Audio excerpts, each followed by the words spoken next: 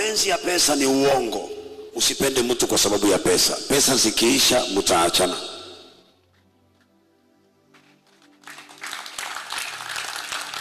Na kushauri, usipende mtu kwa sababu ya familia yake.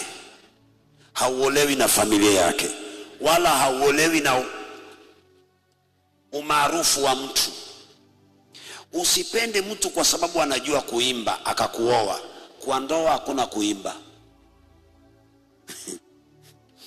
Usipende mtu kwa sababu ni mchezaji mzuri wa football.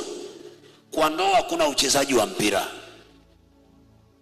Usipende mtu kwa sababu ni mweupe. Ukikaa na mtu muda mrefu huoni weupe wake. Kuna mtu anaelewa nasema ukweli? Usipende mtu kwa sababu ni mweusi.